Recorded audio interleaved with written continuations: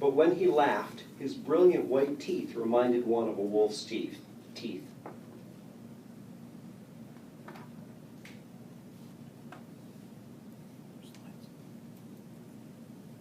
Okay, so where we're going today is I want to talk about the research that brought me to this topic. This was not really something that I had originally intended on researching in this way, or at least presenting in this way. But you know, you sometimes get sidetracked. I'm going to be talking about this particular squadron, not as a squadron history over time, but what I want to do is I want to focus in on them at one, this is a snapshot, at one particular time. So we're going to look at them in great detail at about the time of September 1915.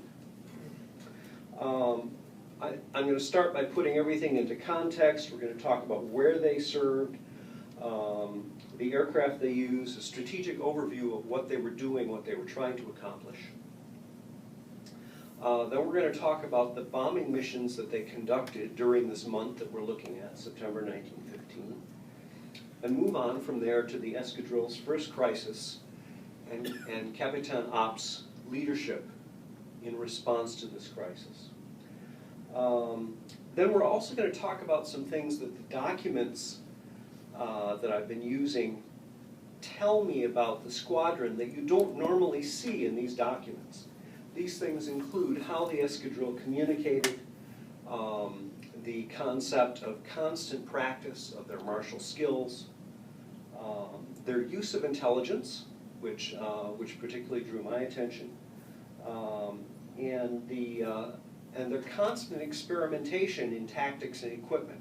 This is not a group that had, like all of French bombing and probably all of World War I bombing, this was not a group that, you know, had everything laid out, what they were going to do. They'd been doing it for a long time. This was a very experimental type of warfare where they're constantly trying new things because it was so new. Okay, the research that brought me to this topic. I've published in Over the Front over the years a couple of articles which have been statistical studies of the effectiveness of aerial bombing in World War I. I looked first at the German bombing of England and compared the effectiveness of, say, Zeppelins to day bombers to night bombers. After that, I did a long study on the British independent force, their strategic bombing force on the Western Front. Again, looking at similar issues, comparing the effectiveness of day bombers to night bombers, different squadrons, things like that. In 2010, shortly after I retired, I learned of the existence of the Escadrille's war diaries, of a number of Escadrille war diaries that are on the web, placed there by the French government. And at that point, I decided I needed to read those, and I needed to learn French to do it. So I've been working on that for the last 4 years. This led me to publishing a translation, the article that led to this talk, in Cross and Cockade International late last year. This was under the title Daily Life in Escadrille MF29. And the idea behind that was this war diary has given me a lot of unique views of daily life in the squadron that I had never seen anywhere else before. And that actually I have not yet discovered even in any other French Escadrille war diaries. This is really a unique document. Let's see. Okay, this page that we're looking at here is,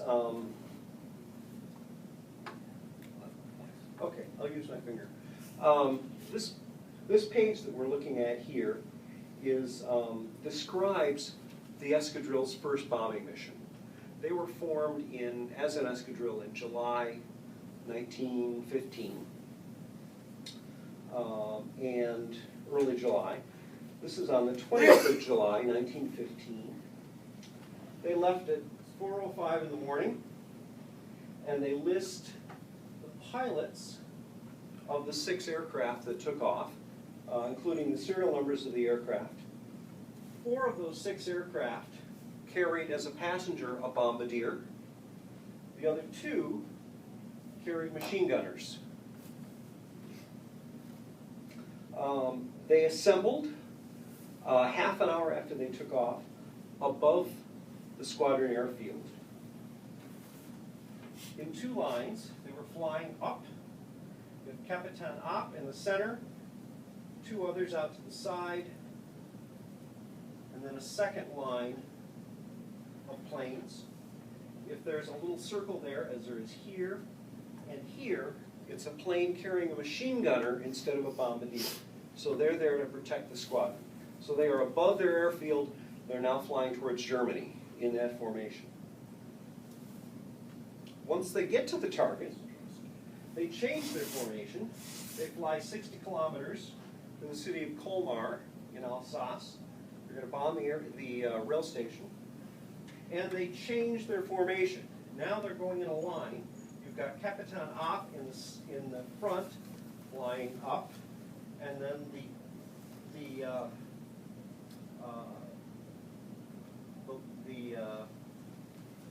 first letter of the pilot's name, signifying where their aircraft is. They're flying in a line. They've got one gunner in back, off to the side, the other gunner in front, off to the side.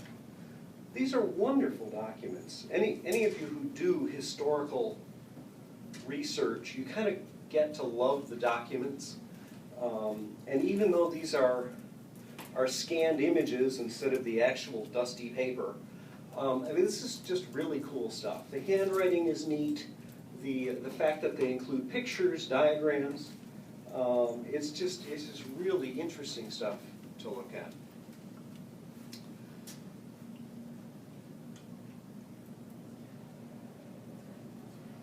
One of the things that makes this particular war diary so unique is that they're not doing a lot of operational flying. In the month of September 1915, they flew operationally only six days during that entire month. So because they have a relatively slow operational pace, they seem to write more stuff down in the war diary. They write down all their communications. They write down, you know, so-and-so mechanic goes on leave. If Capitaine Happe makes a speech, they'll write down every word of the speech. I mean, it's just really an incredibly rich document that tells you a lot more than a lot of the other ones did that had a lot more operational flights going on. So you can pick up things like the leadership style of the commander. You can understand how they communicated, the importance of practice, the use of intelligence and experimentation, which we're going to look at in a little more detail as we go on. In the picture here of this part of the document, this diagram is you've got 2 pairs of lights. They're pointing across the front towards the objective in Germany. So they've set up a plan for how they're going to guide planes to fly at night, and we're talking September 1915. They've set up a plan for how they're going to use 2 pairs of lights to guide planes to their objectives in Germany over the blacked out countryside. Let's see. Okay, that's it for that. All right, I'm going to start telling you now about the context of Escadrille MF29. It was established in early July 1915 with 10 aircraft.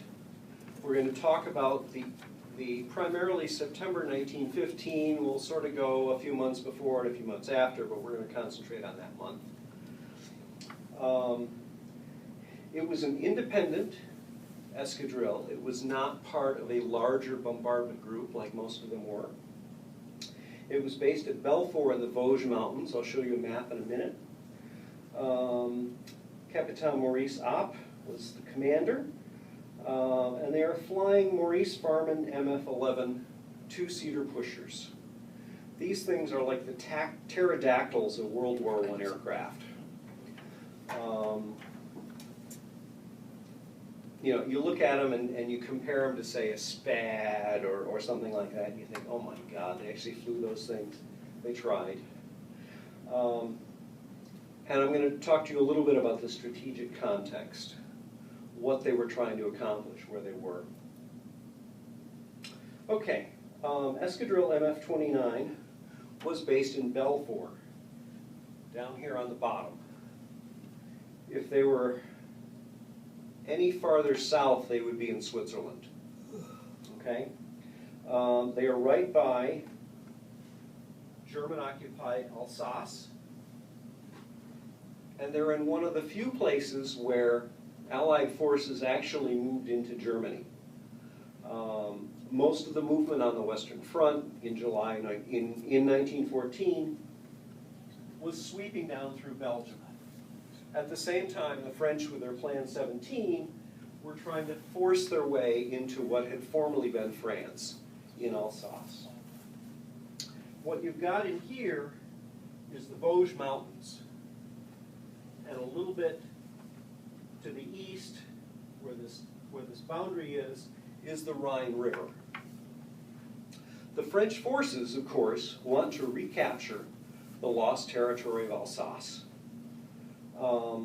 But it would also be really good, even if they don't get the whole thing, if they could get within artillery distance of the Rhine River, they could really mess up German transport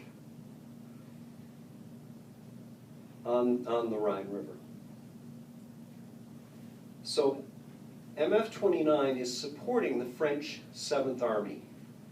The French 7th Army has moved into Alsace. Great jubilation, they're going to liberate it, and then all of a sudden they run into the German army and things go south. It turns out that it's very difficult mountain fighting. It's almost as bad as the mountain fighting in Italy. And I'll show you a picture of the terrain in a minute. But it's absolutely beautiful terrain. I was there last September. In September it's very nice. But much of the rest of the year it's really awful, difficult fighting. Steve, my first time there, I couldn't see from here to the end of the table because of the fog. Yeah, okay, all right. Really bad. Let's see. Okay, so they have two missions. One is they are supporting the French 7th Army. This support primarily consists of attacking the German rail network in here, which is supporting the German army. Their other main task is for their other master, which is French General Headquarters, and occasionally they are asked to conduct reprisal raids against German cities. They're really about the only unit that's close to actual German cities, not cities in formerly French Alsace. So they're in kind of a unique position of where they are being tasked occasionally to do reprisal raids on actual German cities. As I say, the Vosges Mountains are beautiful. They're a little like the Swiss Alps, but not quite as high. I mean, it's just really beautiful countryside. There are a lot of fortifications there. There are battlefield parks, large cemeteries. It's really a very nice area. If you ever get a chance to do a battlefield tour there or just travel around the Vosges Mountains, it's well worth doing. I went there in September with the World War I Historical Association tour that was associated with the National World War I Museum.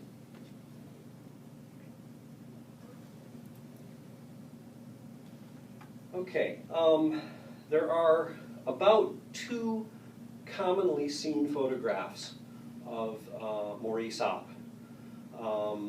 The most commonly seen photograph is the one that I had in my very first slide.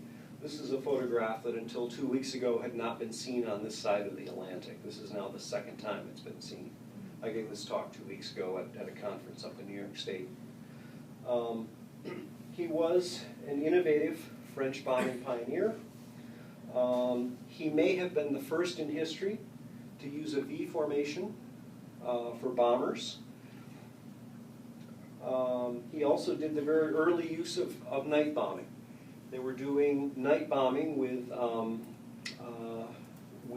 this escadrille in July 1915. Night bombing had been done earlier with airships, both German Zeppelins and French blimps, as early as August 1914. But not much of this was done with airplanes. He commanded first Escadrille MF29. He had been a pre-war pilot, by the way. And then later went on to command the 4th Bombardment Group, GB4, which included Escadrille 29. He incessantly trained his crews, which is something that you see by reading this war diary. He was having them out doing machine gun practice, doing bomb dropping practice.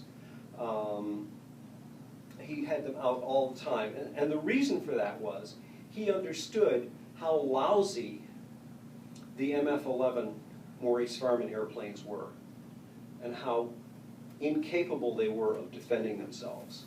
And so he realized the way to get his escadrille to survive was by constant practice. He set up bombing ranges in French territory so that his escadrille could practice dropping bombs, and he did things like record how close they were able to get to what they were trying to bomb. He was really very systematic, scientific even, in his approach to aerial bombing. He had a reputation as a very tough commander, and one of the reasons for that was that he had no problem whatsoever in getting rid of people if they just could not hack doing the combat. And so he had kind of a reputation as a tough commander, but it's very interesting. You read the war diary, and you see that for his people who are actually producing, he is getting citations for them, he's getting medals, he's getting, there was one former pilot in his escadrille who was badly wounded. He was in the hospital. He was discharged from the hospital, and the guy still wasn't doing well. So he pulled strings and arranged for him to go to a convalescent hospital. I mean, so he was taking care of his people, those who were doing a good job, and the rest of them he was getting rid of, moving them out. I actually recognized this as a style because I had a boss like this once. The best boss I ever had at CIA, a lady named Sue, much prettier than him, by the way, did this. She got rid of the people that weren't producing, that were causing problems, but she really made sure those who were doing work for her were well rewarded. And so it was kind of like, oh yes, I recognize this. Let's see. Capitaine Happe was very successful as a bombing commander, and eventually he was named as the inspector of all French aviation schools in June 1917. This should be a big honor. I don't know the details. I have only a very sketchy outline of his life history after this point, but it seems to me that he wouldn't have enjoyed that at all. And in any event, he decided to return to the infantry when he was given this august honor of being the inspector of all flying schools. And so he went back to the infantry, and for the rest of the war, he commanded a battalion. That was the kind of combat officer he was. He returned to the aviation militaire after World War I was over, and he died in an air crash in 1930.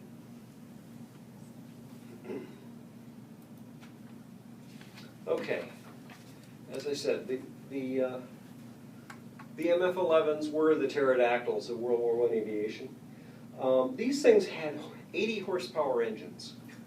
To put that into context, a Mini Cooper has a 120 horsepower engine. They were trying to use these things as bombers. They were trying to get them up into the air with a crew of 2, a machine gun, and 224 pounds of bombs. They had trouble. There were a lot of missions that they had to abort because they just simply couldn't get high enough before they crossed the lines to be safe from ground fire. And so they simply had to abort a lot of missions, not because the engine failed, but because there was a little bit too much wind. To a 1918 SPAD, the wind would have been no problem. But these planes with their 80 horsepower engines had a problem. Being pushers, of course, they were defenseless against attacks from the rear. And hence, that was the source of the need for all of the practice that Capitaine Happe put all of his crews through. Let's see. Well, this picture, by the way, is not from Escadrille 29. It is probably from Serbia, from Maurice Farman 11 in Serbia, but it was a very good picture that showed exactly how the plane worked and where the gunner stood and stuff like that. So I used that picture. Okay. As I said, during the 30 days of September 1915, MF29 had bombing missions on six of those days. Most of the time, their targets, as I mentioned earlier today, their targets were primarily rail stations. They hit the places in red, the rail stations at Offenburg, at Donaueschingen, at Lutterbach, which is a suburb of Mulheim, and Lorach, almost down on the Swiss border. They also hit the gunpowder factory at Rottweil, and in their raid on Donaueschingen here, two of the squadron's MF-11s saw a train that was heading westward away from Donaueschingen, and they went down to treetop level and machine gunned it. This was kind of a famous incident for this particular squadron. They also conducted one day of reprisal raids. They hit the city of Freiburg, blocked out in green, and Mulheim. I'm not sure if they intended to hit Mulheim or if one of the planes couldn't get as far as Freiburg, and so it dropped them on the city of Mulheim instead. But these were reprisal raids, which were in reprisal for German attacks on French cities. And the French government told the German government that this is what they were. I cannot find information as to whether the German attacks on French cities were attacks from the air or using artillery. I have not been able to find that detail, but the Germans did both, so it could have been either one.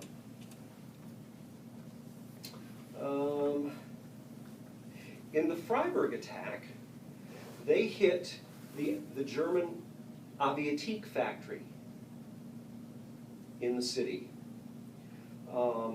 That was actually a very successful mission because it forced the Germans to move that factory to Leipzig because they realized, hey, we're way too close to the French lines, and we could have our factory being bombed all the time. So they forced them to move the Aviation factory deeper into the country.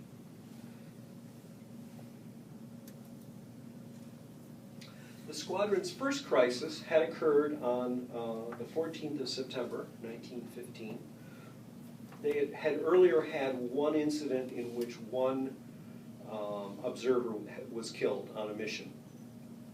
This was much worse. They were bombing up one of the Farmans. and somebody was adjusting a fuse on it. It slipped from the rack, a 90-millimeter bomb, and exploded. This ended up killing 5 people, wounded 3 others, and one pilot lost his leg.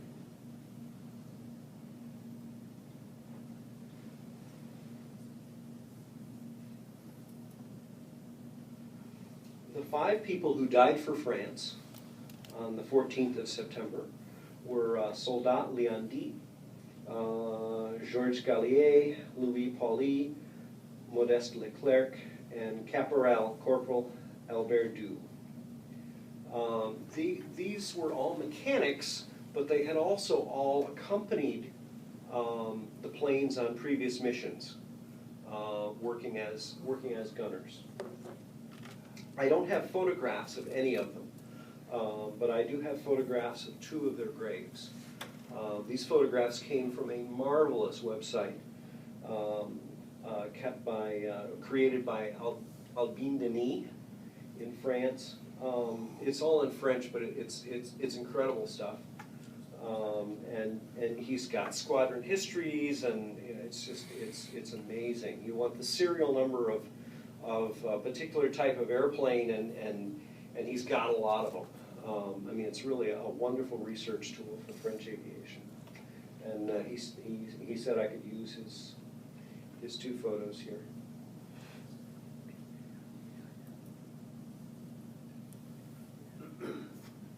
I mentioned that the war diary included Capitaine Happe's speeches. And originally, when I put this together, I thought I would read you his funeral oration for the 5 who had died. I changed my mind kind of at the last minute and decided that I would read you his remarks later that day. This incident with the bomb exploding happened early in the morning. Later in the day, he assembled the entire escadrille in the hangar and had a speech. And I think this speech, it's not only a little shorter for an oral presentation, that's good. It's not only a little shorter, but I think it also shows you a bit more of his leadership style. He is going to refer to the unit citation that has been conferred upon Escadrille MF29. And that unit citation allows them to paint the Croix de Guerre, which has been awarded to the whole unit, onto all of their aircraft. I have with me a Croix de Guerre that I'm going to pass around so you can see what they look like.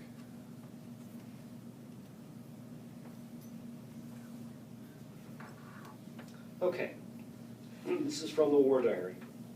At 1700 hours, the Capitaine assembled the escadrille in the hangar and addressed the men with these words. Escadrille MF29, I have to read these remarks to you, lest my emotion, evidence of my momentary weakness, unduly influences what I have to say. It has been 12 hours that we've mourned. It is enough. I salute, in the hangar where they fell, the 4 mechanics, Leclerc, Pauly, Diet, and Gallier. We will think of them always, for you remind us that in this place of danger, none of us must ever fail. But we will never speak of them, lest our words deaden the courage of those without hardened hearts. Now, he lists only 4 people. Caporal Doux is not going to die until a few hours later. So at this point, he believes that only the 4 have died. I salute the wounded, Sergeant Longuetou, recipient of the Médaille Militaire, whose leg was amputated. His heroism of yesterday is not diminished one whit in the cold light of morning. I salute Caporal Doux, decorated with the Croix de Guerre, who had both legs amputated. His hard work and his character provide an example for us all. He's the one who will die in just a few hours. And after having saluted them so sadly, I raise my head high. Escadrille MF29, it has been 12 hours that we've mourned. It is enough. In a few days, the Croix de Guerre will be painted on the front of all our planes. I have given the order that the Croix de Guerre will appear on all the doors of our barracks, on all of our tractors, and all of our trucks. Escadrille MF29, you have been decorated with a Croix de Guerre by Lieutenant Colonel Barre in the name of the General, Commandant-in-Chief. All of you who grieve, pilots who have given me every sacrifice, gunners and bombardiers, thanks to whom the efforts of the pilots were successful, mechanics whose role appeared less dangerous, but which today's sorrow reveals to us a perilous task, drivers and others, you who help us at all times and share the same dangers, NCOs and the men of the echelon of supply and of the staff of the Escadrille, who are not spared the sorrow in the many areas where you are critical to us. All of you who are going through this sorrow, we can say today that we are all equal in this pain, just as we share this honor to our squadron. Escadrille MF29, cited with the Order of the Armies, decorated with the Croix de Guerre, I salute you.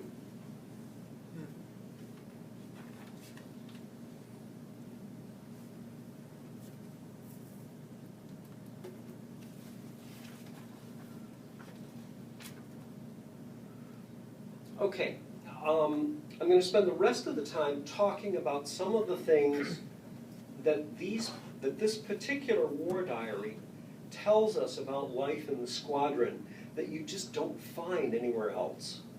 At least I haven't, and I've been looking at bombing issues for 20 years.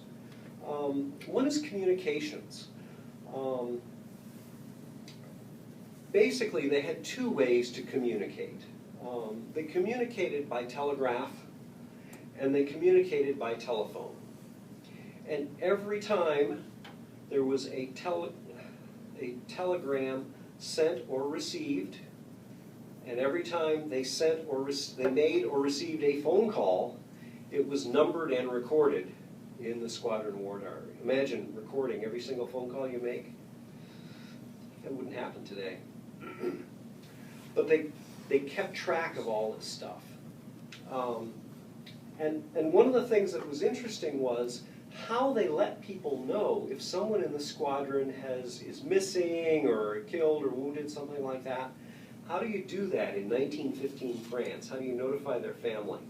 And the answer is they would send a telegram to the village mayor of the individual's hometown, and the mayor would notify the family. That's just kind of a very different way of doing things. Since this slide really has only 4 operational words on it, I just used it as an excuse to show a few more photographs of the aircraft. The one on the left is a rare air-to-air photograph of Maurice Farman MF11s. These are not from Escadrille MF29. They're actually they're flying a barrage patrol over Paris to protect Paris from German bombers. But it's a nice air-to-air shot. The other one was one published in Over the Front, and that shows the squadron in August 1915 on the airfield at Belfort. In fact, actually, that's one of the reasons why I didn't publish this article in Over the Front. And that was because all of the photographs had already been used.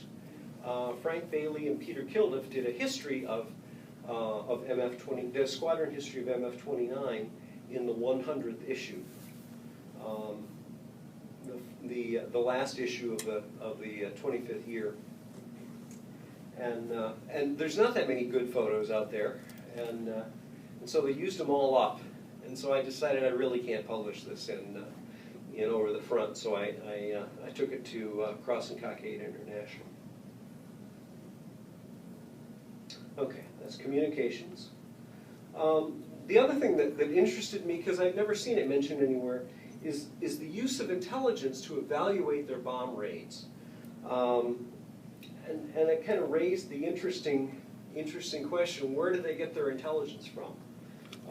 There was an intelligence intelligence office of Belfour that gave reports every day at 11 o'clock at night, and some of those were relevant to the squadron, and they used them. They got information from German and Swiss newspapers. The Swiss newspapers are very, like there might be a report of, you know, there was a bomb raid in such and such place on such and such date, and this is what happened, and so they would use that information. What's kind of funny is the fact that there are French-speaking Swiss newspapers and German-speaking Swiss newspapers, and you could see often what the different newspapers said about the same incident, and you know, you'll just get amazing differences. Like the two airplanes that shot up the German troop train, the French-speaking French newspaper talked about, you know, all of the Germans killed and the disruption to the train and stuff like that, and the German-speaking one said that, you know, a little girl lost an arm. It just crazy stuff. There's clearly a lot of disinformation going on by one side or both. They also used official German news reports as sources of intelligence, because often they would comment on, you know, such, you know, French aircraft attacked the town of something or other and on such and such a date. They were clearly getting information from French agents behind German lines who might have seen the results of a bombing raid. POWs, of course, were routinely interrogated by everybody on both sides. And sometimes a particular POW might have information about, you know, being at the site of a particular French bombing raid, and so, if so, then the intelligence service would forward that on to the squadron. And they also interviewed travelers, you know, people who say might be Swiss businessmen traveling in southern Germany, and they might have seen something, and so they might get an eyewitness account of some attack made by the squadron. So interesting stuff. You just don't see it that much.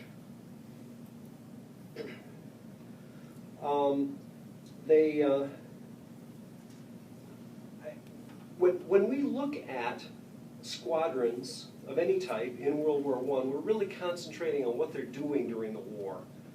And you really don't get a picture for how much they practice their arts of war. Now, probably Capitaine Happe was doing this a lot more than other people were. Maybe the French do it more than the British. I don't know, but I was just really struck at how much practice they were doing as reflected in their war diary. They did machine gun practice and sometimes shooting with a carbine. I can't tell. I keep reading these documents over and over again, and I can't tell specifically whether they were doing the machine gun practice and the carbine practice from the air or on the ground alone. I think they were doing some of it from the air, but I just can't pin it down. At any rate, they were using these carbines. This is a regular French Lebel infantry rifle. The carbine itself, down here, ends here. Everything else is a bayonet. And so you can see it's a much smaller size and a lot more suitable for carrying in a cockpit and doing shooting practice. They not only did the shooting practice, they kept records of it. You know, our pilots got, you know, 24% of the rounds within a 1 meter bullseye, you know, things like that. They did the bombing practice. I mentioned that they had set up a bombing range. And so during one 13-day period, you know, they did the shooting practice 5 times, they did the bombing practice once, and they conducted test flights. They spent a lot of time doing test flights. You fiddle with an engine and you think you fixed it, well, you better take it up and make sure it really works. Or you redo the rigging on a plane, you better take it up and make sure it really works. So they do a lot of test flights. And you just don't get a feel for that most of the time.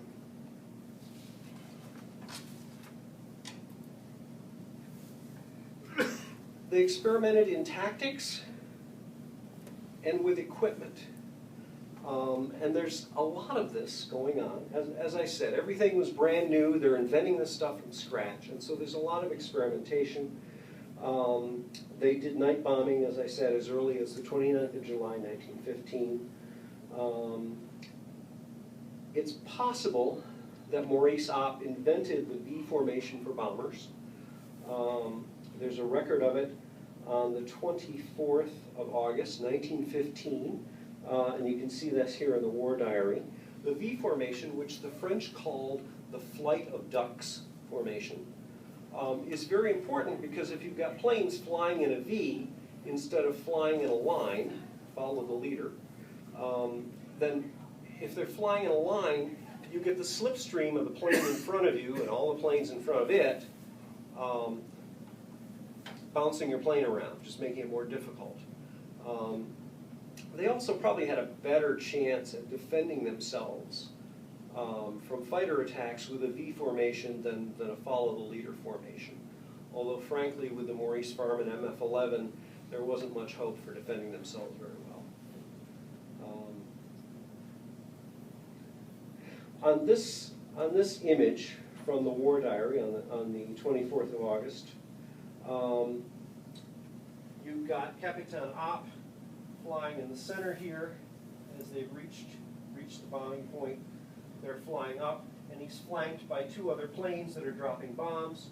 And then you've got one plane with a machine gunner instead of a bombardier that's flying sort of back and forth behind the back of the three-plane formation. This may be the first use of a V formation for bombing. The French first bombardment group also used V formations, but I can't tell from their war diary exactly when they switched from follow the leader to a V formation. At any rate, this is very early, and it may be the first time in history that this was done.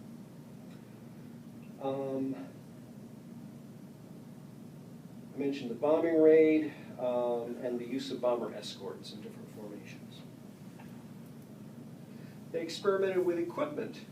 What you've got on this picture is you've got two views, a view from above here and a view from the side here of a scheme with landing lights on poles that are supposed to allow the pilots coming in at night to know when they're a particular height above the field. About the worst problem they have is determining when they get really close to the ground exactly where the ground is. If they wait long enough, they'll find it. Yes, yes. If they do wait long enough, they'll find it. They want some warning, though. And so essentially, when the lights line up, they know they're coming down on the right path, and it gives them an idea where they're supposed to be, so they're landing against the wind and not with the wind, and when they're getting close to the ground. So they're doing all this stuff. They're recording it. Over the course of about a year, they tested probably 4 different types of bomb sites, often that were created by inventors in France, and they were testing them operationally. They tested different machine gun bullets that were manufactured. When they worked with their bombing range that they created, they studied duds. They were having a lot of duds with their 155 millimeter bombs, and so they spent a lot of time studying why they had duds, and they kept working on ways to fix it, and finally figured out what they needed to do to fix it. They improved the fuses. I showed you the picture earlier of them directing the bombers at night with 2 pairs of searchlights or 2 pairs of lights. And they developed machine gun mounts for the front machine gun and rear machine gun, and different bomb racks, and even a wagon for moving the planes around the field easily. So they're doing all this stuff constantly, this experimental stuff. Okay, I'll take questions. I've just got here some pictures of people from Escadrille MF29 from this time period. So most of these are from La Guerre Ariane Illustrée, which was the